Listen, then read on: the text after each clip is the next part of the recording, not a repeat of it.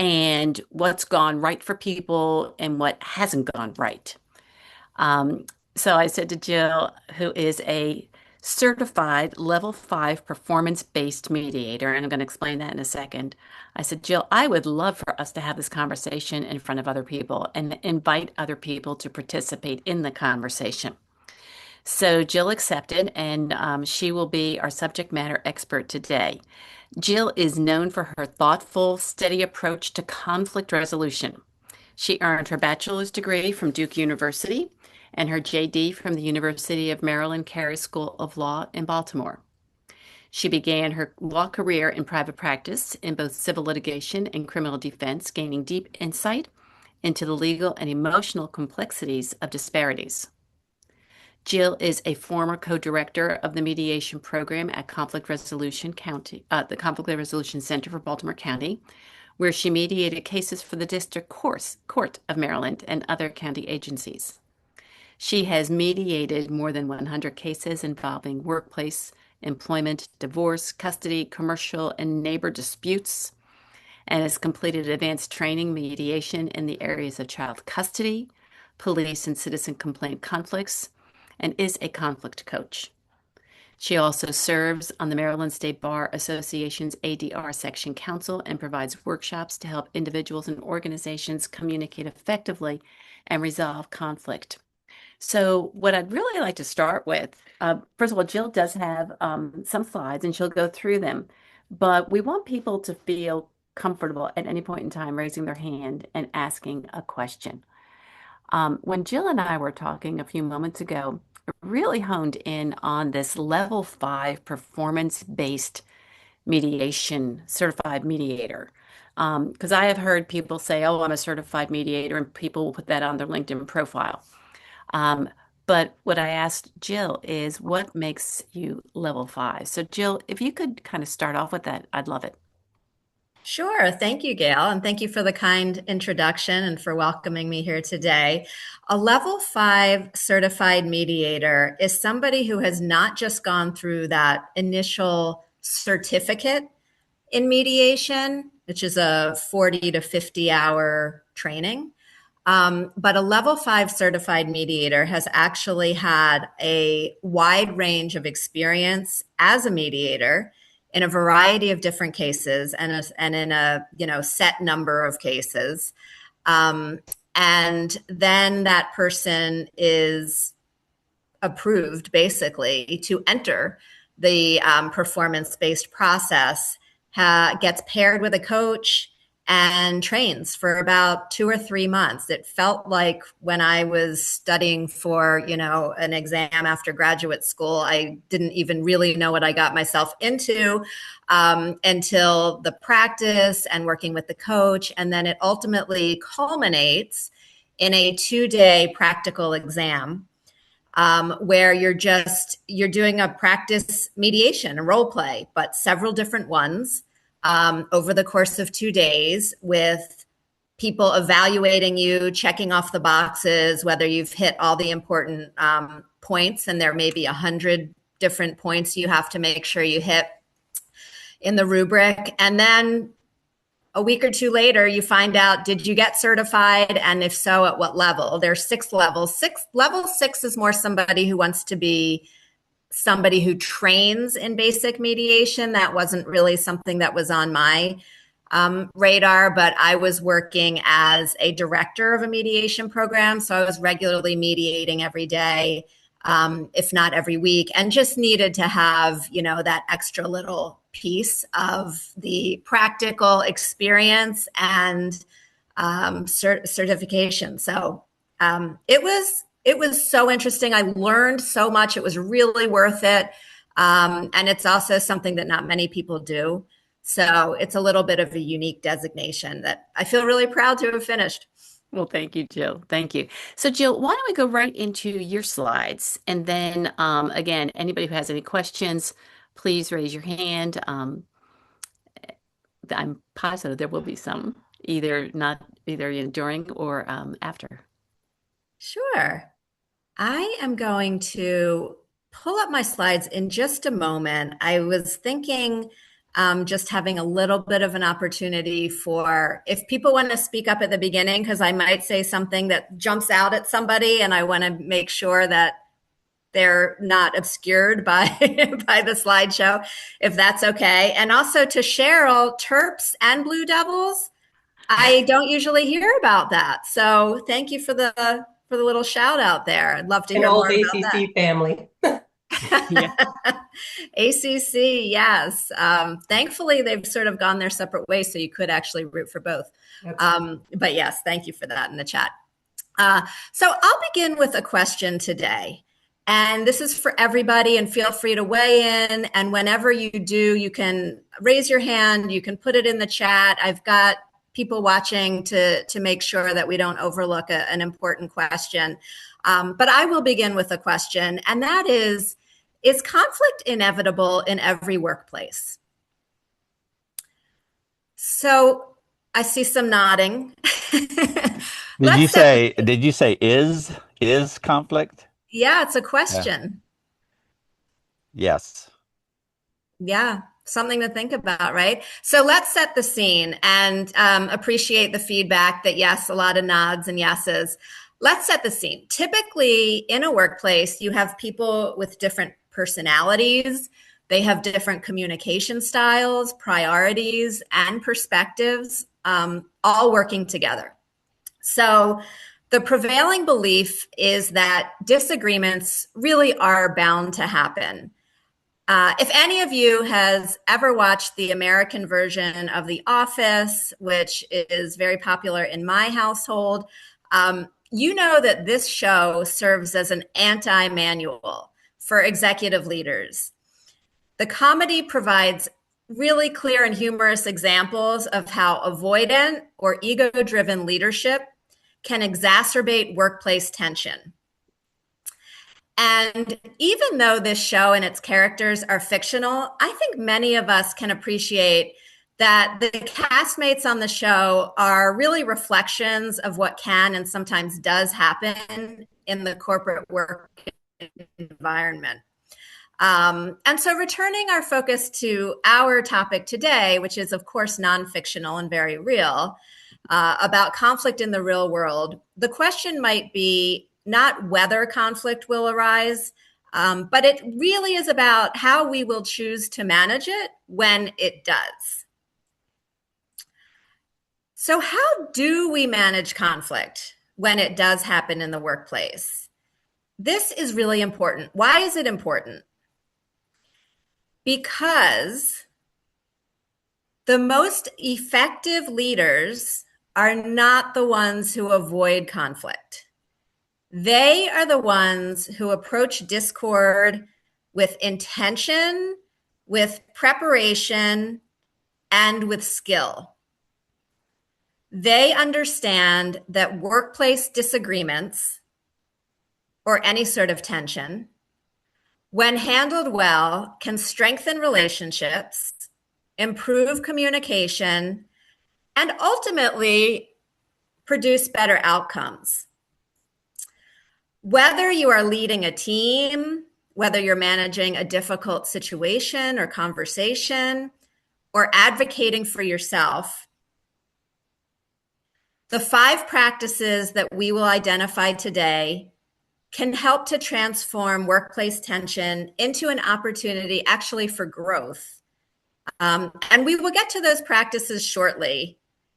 Let's return to the thesis that conflict is inevitable in every workplace. And question, and this is my question to all of you as from the beginning, is this true?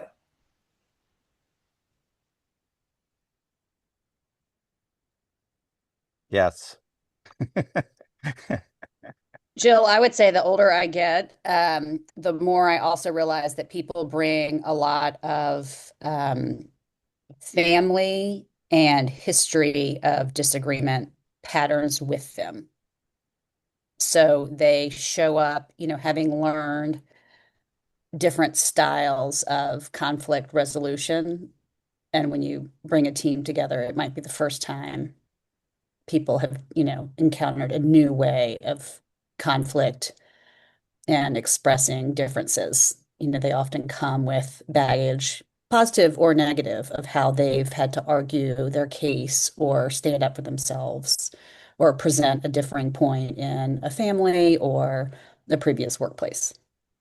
Right. So this idea of history and what we call baggage and just the way other relationships have sort of been positive or have broken down. And we find in our mediation work, and it's really fascinating because just as people bring all of that background into the workspace and to their relationships with others there, we have cases that are completely transactional, where they're referred by the court, and it's a case of somebody getting their car towed by a tow truck driver, and you think this is dollars and cents and getting a car back. This is just so basic, and these people have never met or seen each other before.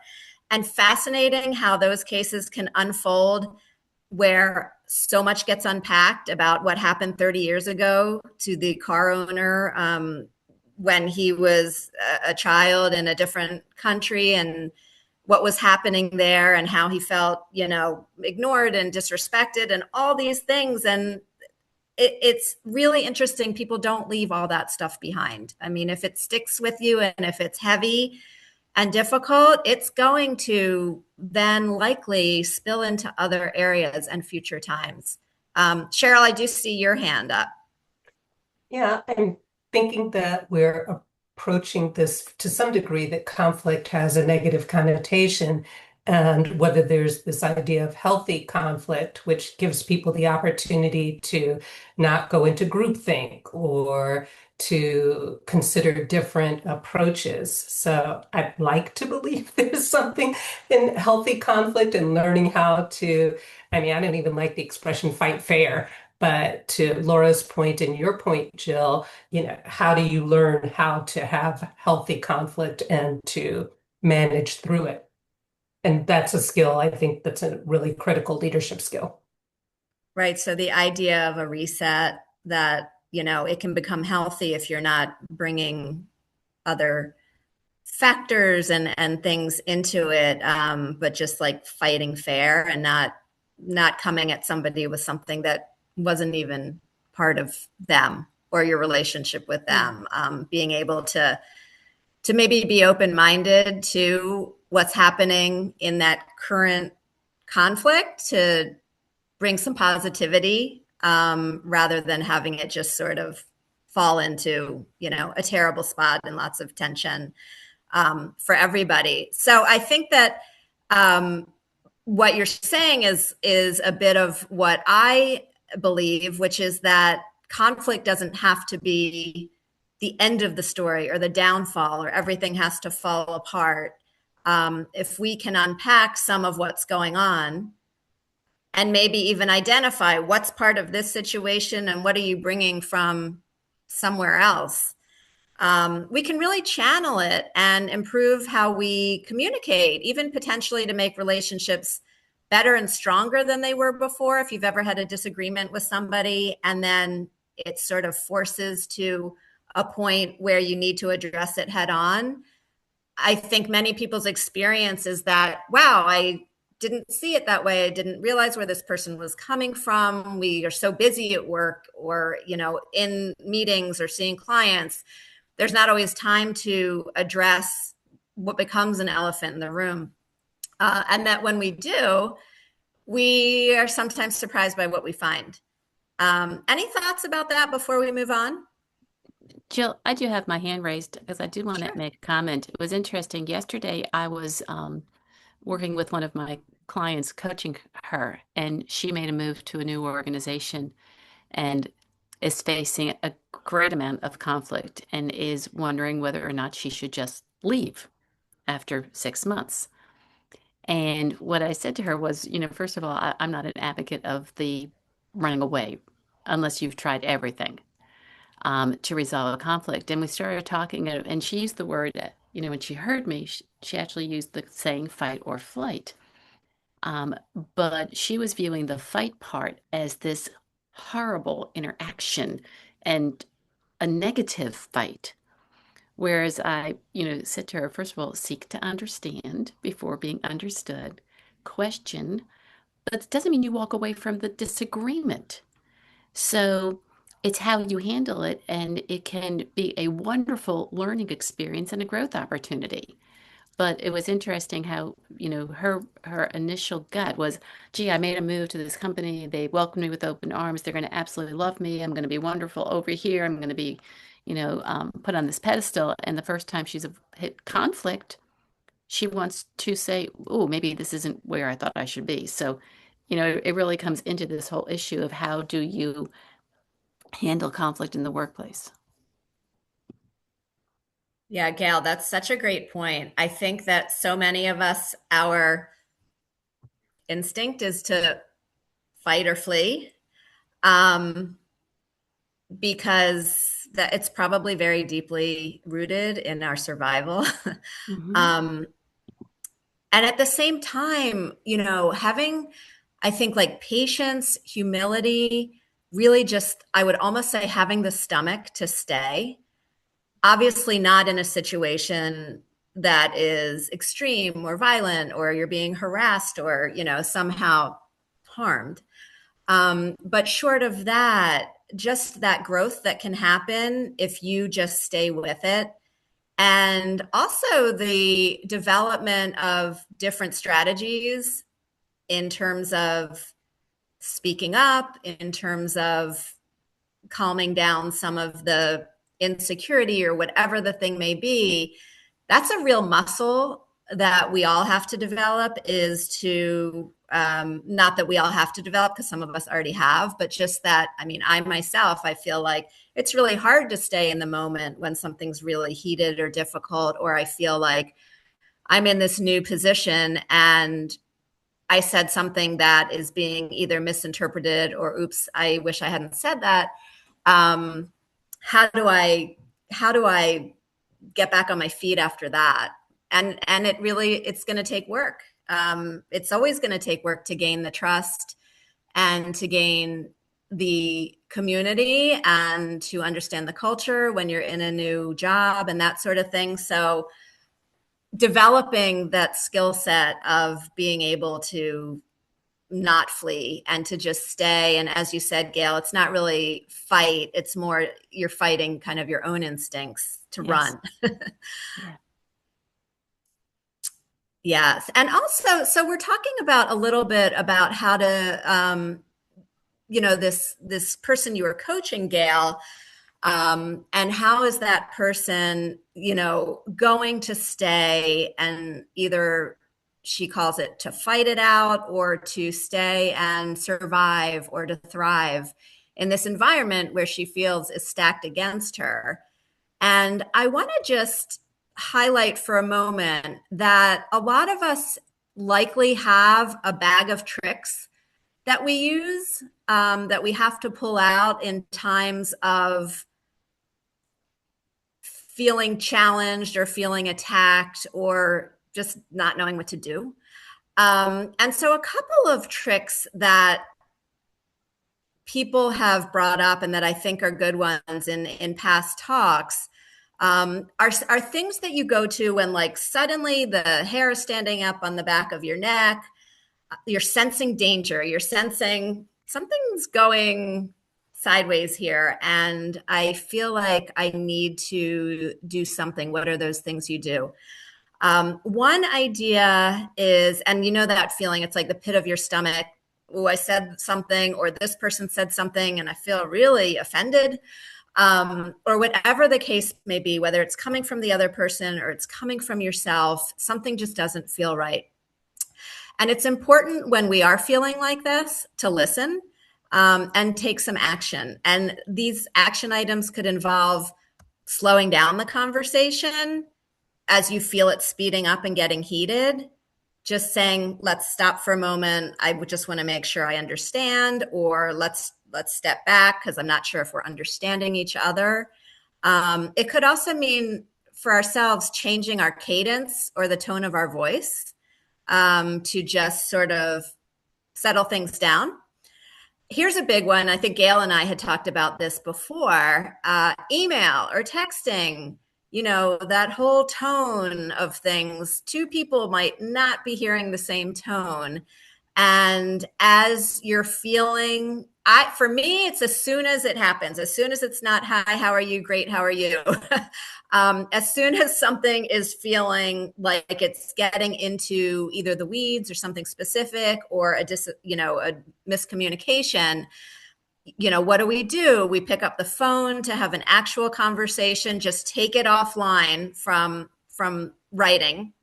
Or better yet, walk down the hall for an in-person tete-a-tete if you're all in person and you can actually see each other. And then finally, another idea is can be combined with the others, really to just listen to the other person, even though it's the last thing you want to do because you want to sort of stand up for yourself and respond and rebut maybe something that's being said, but to listen without interrupting sometimes allows the other person to burn off the emotional energy that they're feeling. And the pause when you listen rather than interrupting or responding might be all that is needed. There might not be anything that you need to actually agree with or disagree with, but merely just letting this person vent. And of course, it takes a lot of self-control to say little or nothing in the heat of the moment. So sometimes, these points might be easier said than done, but so worth it if you can do it.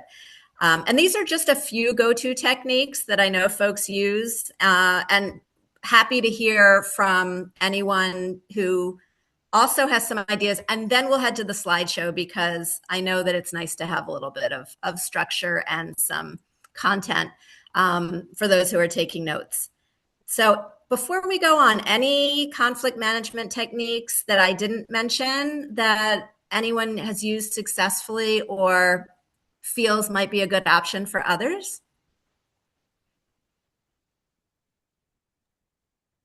I am sure there were. I have some, but I don't want to go first.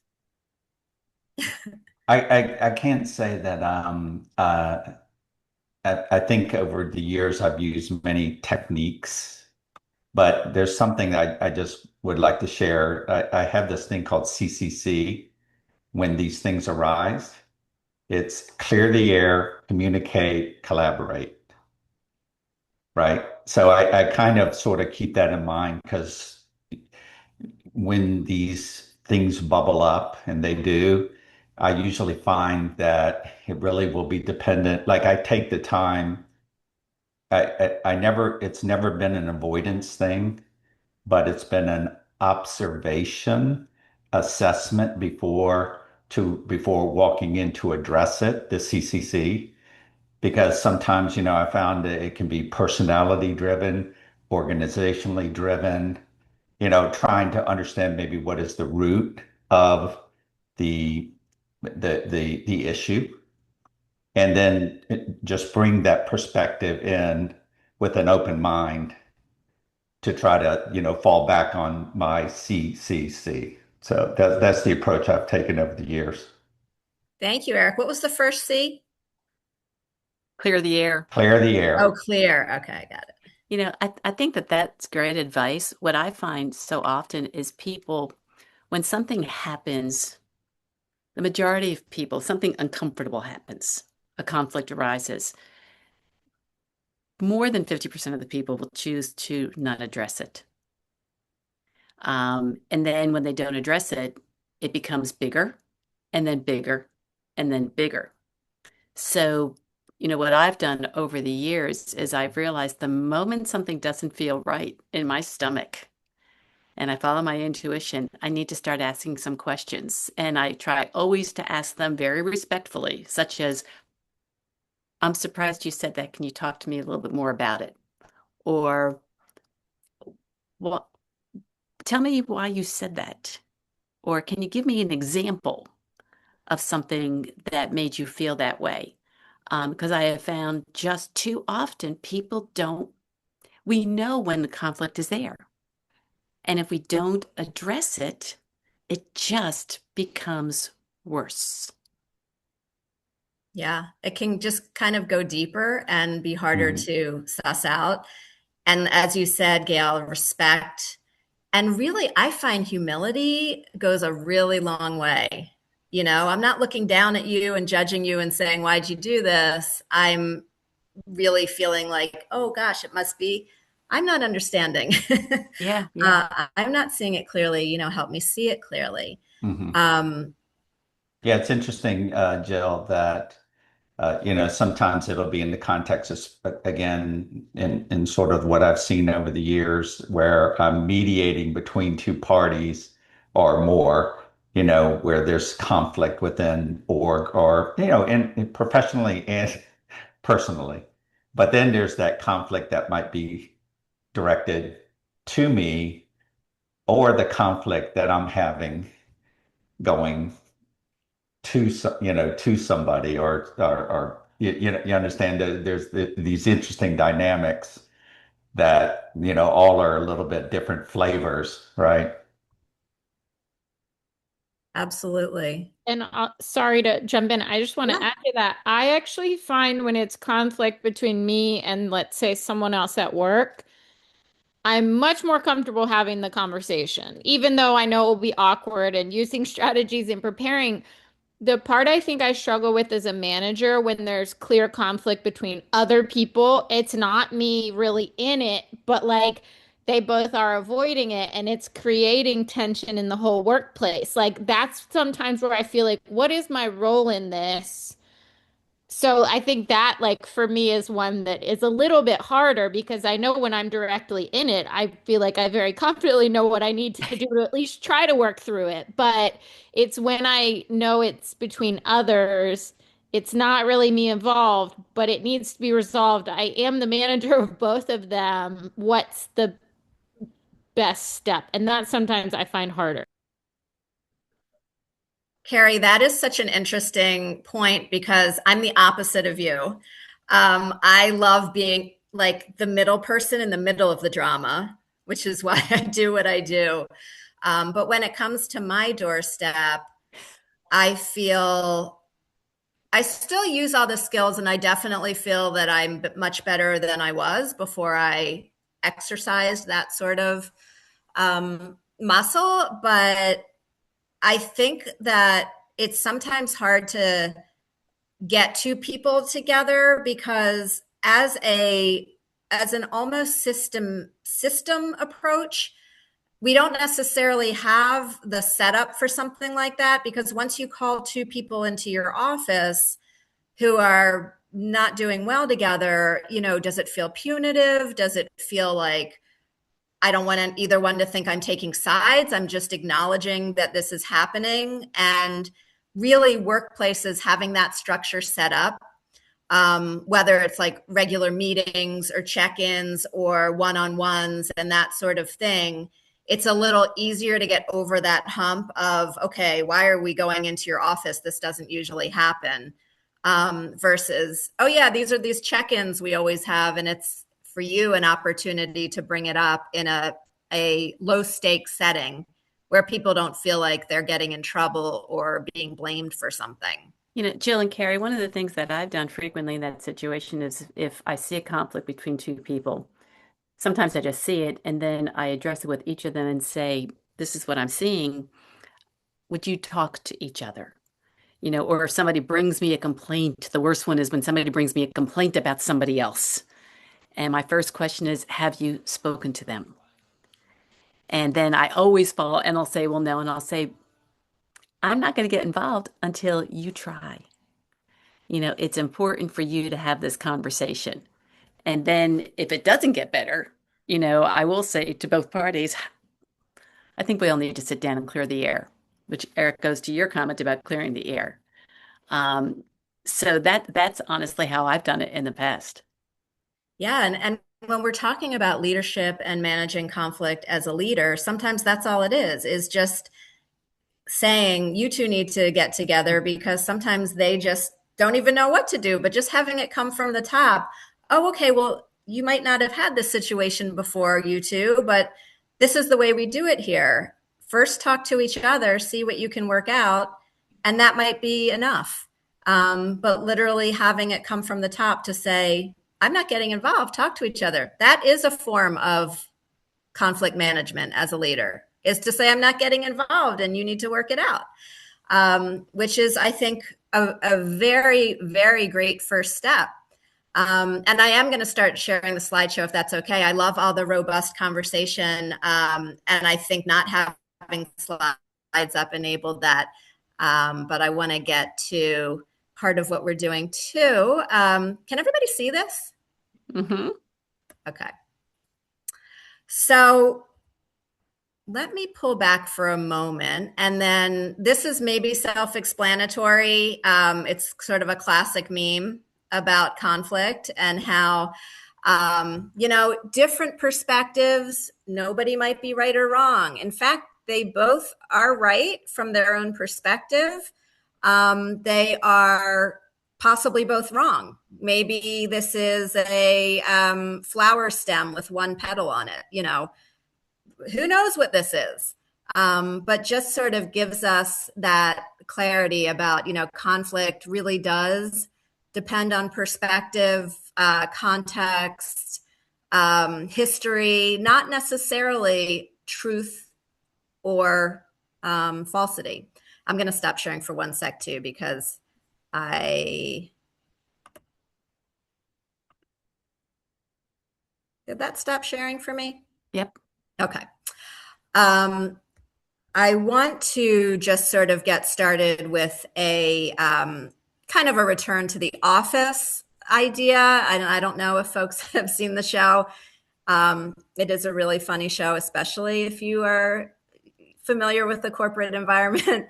But, as we've seen on TV, albeit The Office as a fictional situational comedy, we do know that when leaders do fail to connect regularly, to communicate openly, to clarify perspectives, collaborate or compromise, the workplace really can devolve into a Michael Scott style circus of unresolved tension and avoidable drama.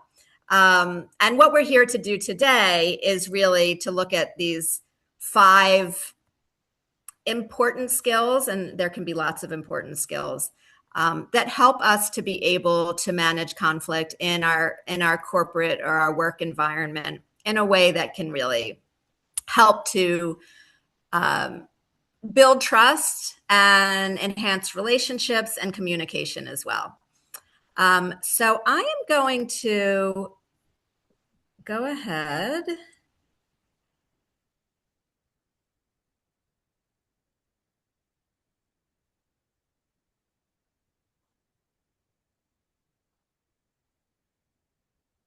This is sometimes when it gets mad if I share and unshare.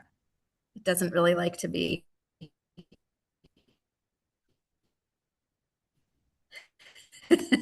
told. Let's do this.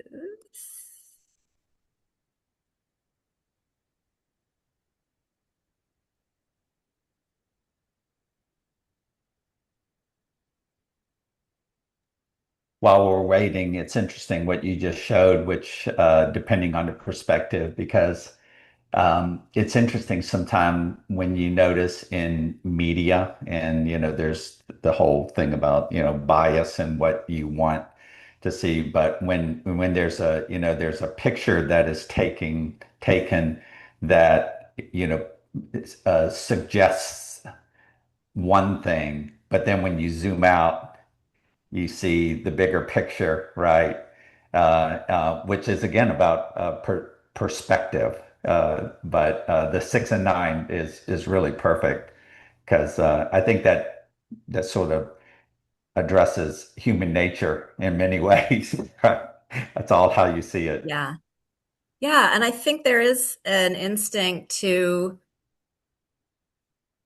think we see something, but like you said, really, Eric, in whether it's a screen that you're not seeing what's outside of the photo, whether it's a video and you're not seeing what came before. I mean, there's so many ways that we need to be mindful of our perspective and how we're seeing things, and what we decide is the truth and what is not the truth really challenge our own awareness and perception and critical thinking about everything, even what we see in the news or what we see on social media. It is really important to ask ourselves the questions about what am I seeing and what am I not seeing?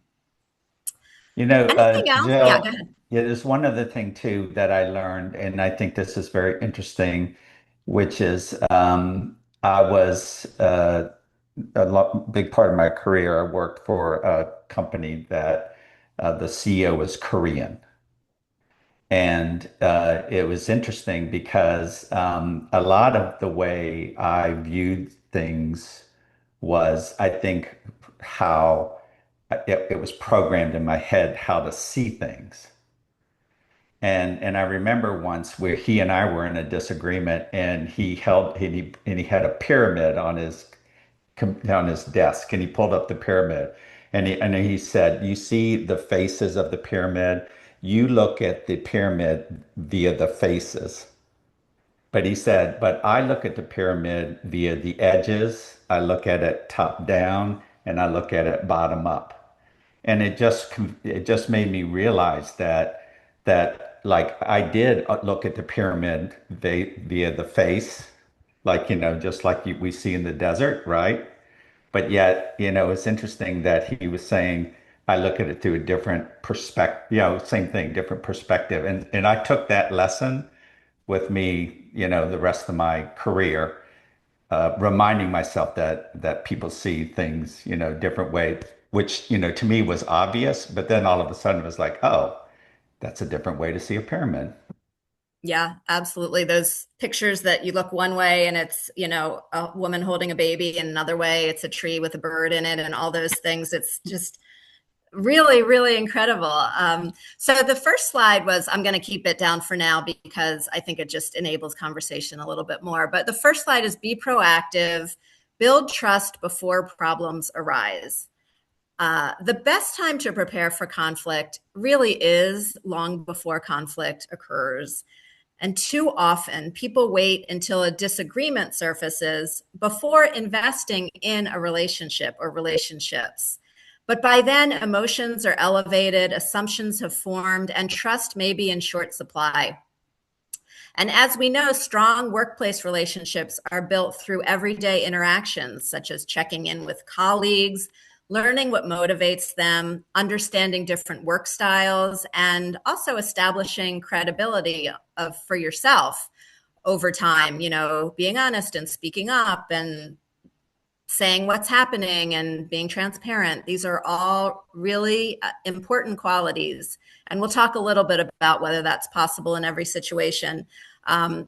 Because at the same time, leaders really must maintain balance.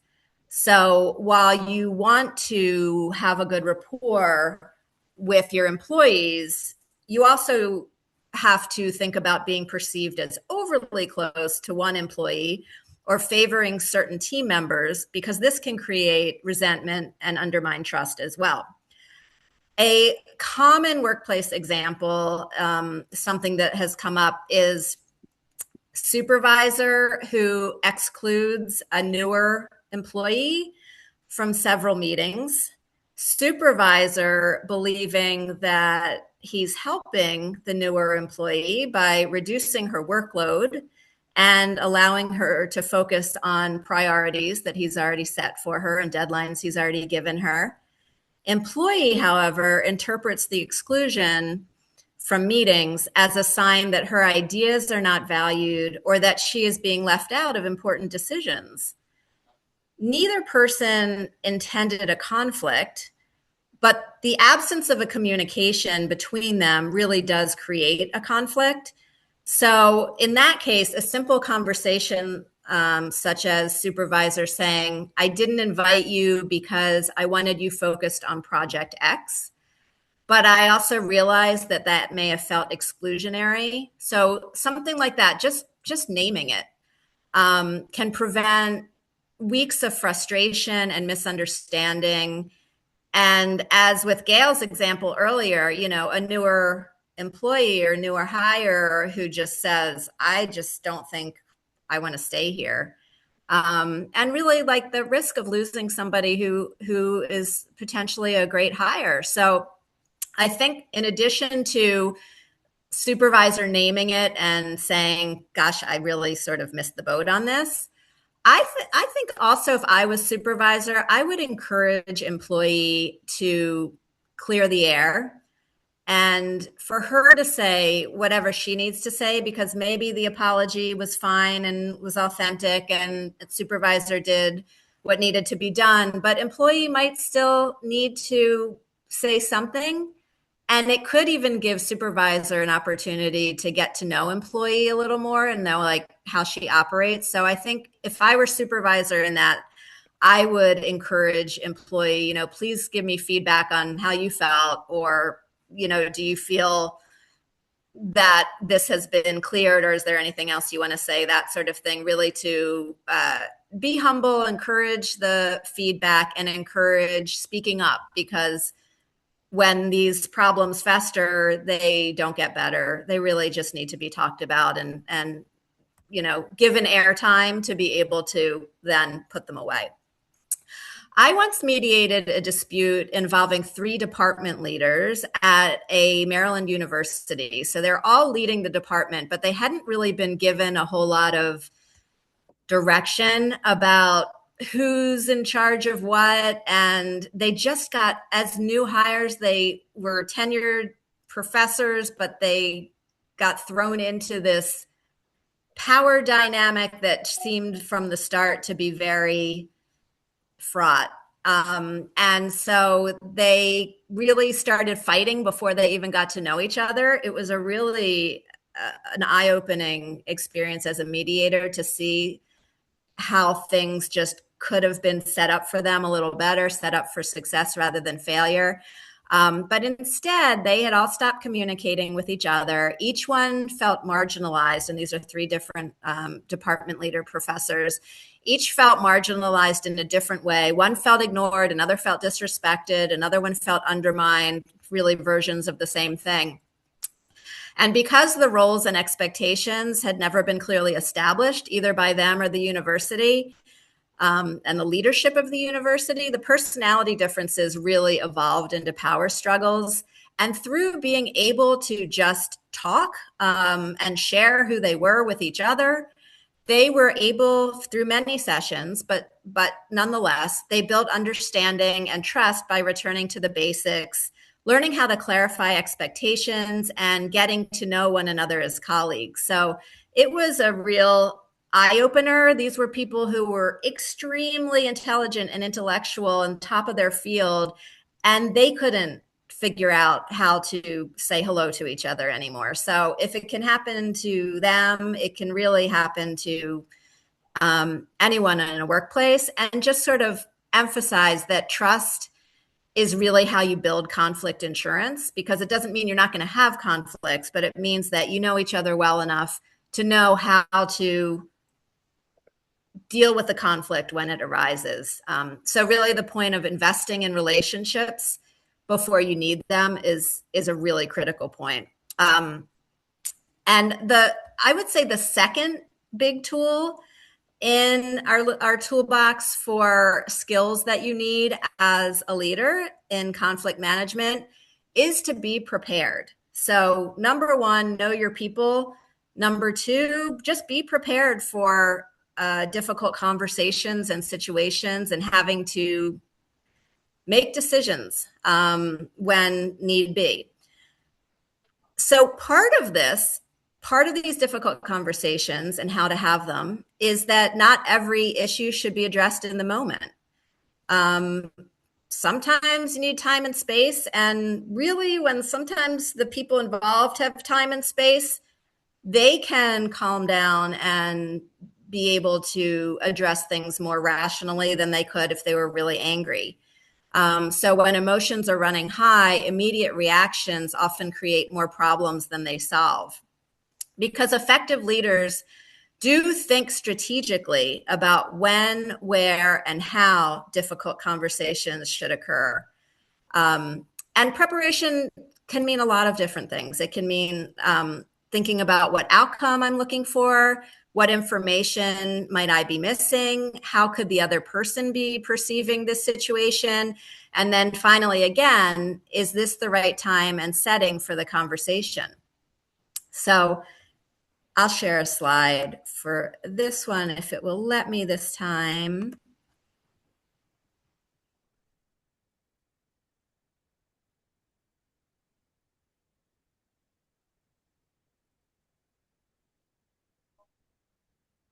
Okay, it's being challenging. So I'm going to talk and then actually have a slide that will put everything in one piece, and you can feel free to take a picture of that. But I know I'm keeping an eye on the clock, and I want to make sure that we are moving through the content. A common workplace example is that manager notices employee becoming increasingly quiet. And rather than confronting the employee publicly, which seems like it would be a terrible idea anyway, the manager schedules a private conversation where employee reveals that a colleague has repeatedly interrupted her during meetings and she no longer feels comfortable contributing. So what looked like disengagement was really frustration on the part of employee who wanted to speak up with her ideas, but really felt shut down every time she did. So without preparation and privacy, that conversation may never have happened. So kudos to the leader and the supervisor for seeing the need and making it happen. Because as we know, many workplace conflicts are not caused by bad intentions. They arise because leaders fail to explain the reasoning behind decisions. And what's thought is that employees can sometimes accept decisions that they dislike if they understand the rationale behind them. But I want to explore that concept a little bit with you all. The idea of employees accepting decisions, even if they don't like them, because it's been explained to them why those decisions were made. So that's the premise. And my question to you all is, should leaders need to explain? Should they need to explain their reason for making a decision, and to what degree? Because as you're thinking about your answer to that question, I also am thinking about, whether leaders should need to explain. Does explaining undermine their own authority? Sometimes there's actually no right or wrong answer, but it does raise the question of, as a leader, how do we lead and at the same time be authentic to who we are and our own values? And what can we do to be authentic to ourselves and also balance that with the needs of our organization for moving forward, for having, leaders with clear and decisive actions and that sort of thing. And I think, Gail, do you want to weigh in on the chat? Because it sounds like folks have come up with some really good Yeah, and answers it's to interesting. that. I agree absolutely 100% with everybody. And actually, this was a part of one of my previous coaching sessions with somebody where their team was not believing that decisions were being made in their best interest. And as a result of it, they were turning against management in total. And I see that happen a lot. And it really comes back to the whole trust issue, that if your team trusts you and if you have a relationship with them, as long as you say, listen, this is a decision that's been made. I can't really give you much background, and there are reasons for it. I'm going to ask you to trust me on this. Most often, if you've built that trust with people and you shared the other things where you can on occasion, that can't always be your answer. You've got to be able to be known for somebody who will share what they can, but have the team then respect when they can't and know that it's coming from a good place. And I see Cheryl's got her hand raised. Cheryl. Thanks. I put a little in the chat, and just to add to that, that I think it's also important to be clear when you're sharing for information and when you're sharing for people to get a vote. Because Yes. if you share, people assume that they can then weigh in and they're more frustrated. It's like, hey, this decision has been made and I wanted you to know about it, or it's above my, pay, whatever it is. But being clear with folks, that happens a lot, I notice, with board relationships, is that CEOs will share a lot with the board and then gets frustrated when the board wants to weigh in on what they talked about. So but it can happen with supervisor and supervisee relationships as well. I think that's a great point. Laura, I saw your head bobbing up and down in agreement. And now I look like I'm having like a stroke or something, but I'm just so in agreement. Cheryl, I love your comment about the when is this, I sort of always say we're not always in a democracy, and I think that that's a hard thing. And especially we have a smaller team. So I've got about 10 people. So, people feel I love having people weigh in on things. But it's not always an equal vote, so I can be like, I really appreciate your thoughts on this. Like, this is what we're going to do. But I'm always super interested when people are like, but I don't think that's the best way to do it. I'm like, I'm so glad that you feel comfortable saying that to me. Truly, like, great. We are going to do it this way. So, ultimately, I'm still the one in charge.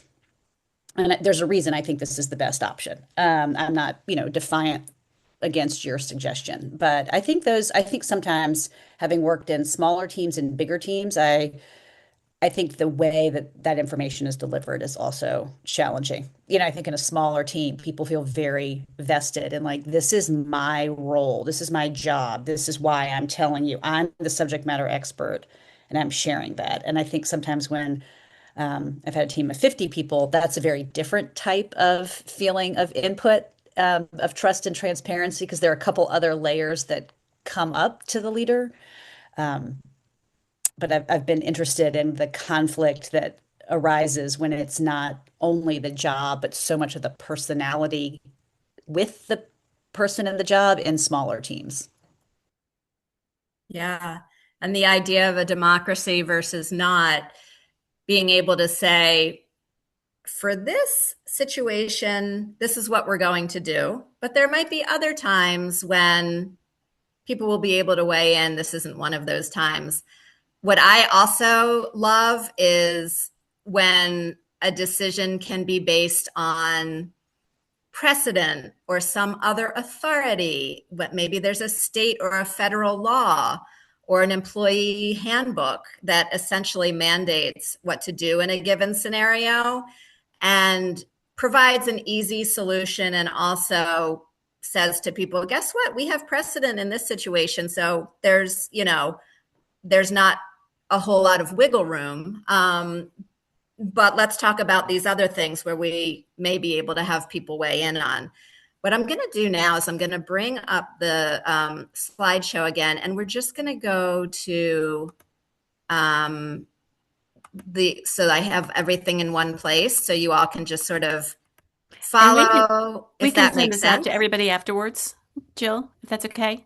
Yeah, we can send it to everyone afterwards. Gail, Okay. do you think it makes more sense to kind of leave our key objectives up as we're finishing up? And I want to be Sure. mindful of the time and everybody's schedules, or should we just sort of send everyone the slideshow and go no slideshow for right now as we finish I up? think talking about the key objectives is great, but letting people comment when they need. Okay. And leave it up as a slideshow, or just be able to let people. Yeah, leave it up as a slideshow. Okay, perfect. So a third tool in our arsenal is to be direct, right? So that's bullet number 3 is be direct, address issues early and clearly. We have already talked about this a little bit, and just the importance of acknowledging that avoiding difficult conversations rarely makes them easier, because small problems tend to grow when left unaddressed. rumors spread, frustration builds, expectations become unclear. And then by the time the topic or the issue is finally discussed, the original part of it is only one small piece. So as leaders who are well versed in conflict management know, one of the most effective ways to address concerns is to deal with them as they come up, not necessarily in the moment, but not to leave them to just go unaddressed. So maybe find a time that week to meet privately with somebody, but you make sure that on the one hand, you're not picking at every little thing somebody does, but on the other hand, you find the balance of not letting things go unmatched. A common workplace example that maybe many of you have experienced is an employee who consistently arrives late to work. And the supervisor says nothing for months, doesn't address it, thinks, oh, 10 minutes, this is a nuisance and inconvenient, but it's 10 minutes and who knows. But eventually other team members begin asking why they are expected to arrive on time while one employee receives special treatment. And what started as a punctuality issue really does become a moral problem. Mm-hmm. And had the supervisor addressed the behavior immediately, the larger conflict likely could have been avoided. So simple and so easy, just, an enforcement of the rules that already exist as far as when people show up for work. I once mediated a dispute involving a manager and a new employee. And during the new employee's probationary period, this was when the problem arose, because that employee requested and was granted paid time off during that 90-day period, which is clearly prohibited in the employment manual. So the director continued to pay this new hire even when she was taking off during her period of probation, which really on several counts was a problem, because number one, it would have been easy to point out the company policy. Here it is right here in the handbook that you signed, 30 days ago. You don't get paid during this time. And that rather than enforcing the policy, the director made repeated exceptions. And then months later, when the manager attempted to enforce the rules, the employee felt unfair and targeted for not being able to take off paid time. And at this point, it got so bad that the employee had burned out all of her paid time by, midway through her first year. And she eventually just gave up and left the job, where I, as the mediator, was sitting there thinking, how did she even still have a job? How was somebody tolerating that this was happening without ever saying it until it got so bad that, they went their separate ways? So really addressing issues early, and especially early while they're small. And the fact that clarity at the beginning really does prevent some of the hardship of conflict later on. And I want to just, as I said, be mindful of the clock. These last 2 points don't necessarily require a whole lot of example. And happy to hear if anybody wants a little bit more clarity on those, but trying to, look at the time here. Now we have addressed them a little bit throughout early on. And I just want to really wrap up and then take questions if anybody has any for any of these points that you want to ask questions about. Really just kind of finishing up, these habits can really become a part of your leadership style. And if you are able to improve what you're already doing, conflict can become less about confrontation and more about understanding, accountability, and growth. So by applying these consistently and effectively throughout your workday, week, year, you will foster a stable and professional environment that avoids really the constant conflict as seen in Michael Scott's management in The Office. Because really, Michael's antics make for great television, but they do serve as a cautionary tale for us in the workspace. And what you really want to do is ensure that your workplace is defined by professionalism and growth rather than the unresolved conflict that makes Dunder Mifflin so funny to watch, but so difficult to work in. And I want to thank you all for being here today. We will, of course, provide you with slides, or Gail will. I'll send them to Gail. Right, we'll get those out to And everybody. this is, yeah, that would be great, Gail. I Thank see you. Terry and Barnes is waving goodbye. And Jill, thank you so much. And we are out of time, so I am going to wrap this up. But I think it really was a great conversation. And, you know, as we talked earlier, when people think of mediation, they don't always recognize it as conflict resolution. And how do you avoid having to hire a formal mediator if you would have done certain things as a leader? So I think that that makes an awful lot of sense. We'll probably revisit this conversation in the second half of the year. For those of you, and many of you dial into these on a monthly basis, we do take off July and August, since most people are running around on vacation.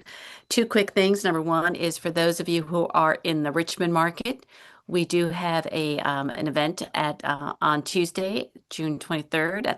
We're going to be visiting the Richmond Ivy and watching a game. So if any of you haven't signed up yet and want to join us, or you have a daughter who's playing soccer, it'd be wonderful to have, you know, some young women there to see this group play soccer. And of course, tickets are paid for, parking is provided, food, beverage, all that kind of stuff.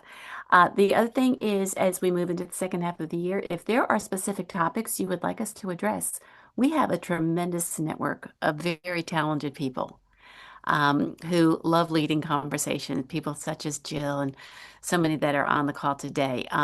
Please send us some ideas for the second half of the year. We've got a few already planned, but we're always open to new suggestions. And I wish everybody, Jill, again, thank you very much. We will send out these slides to everybody. We will have a recording put out to the web or to our website. Everybody have a great day. Thank you, everyone. Thank Good you, to see you. everyone. Gail, thanks so much for having me. It was so You're welcome. interesting Thank to you, talk. Jill. Bye Thanks, now. Jill. Bye.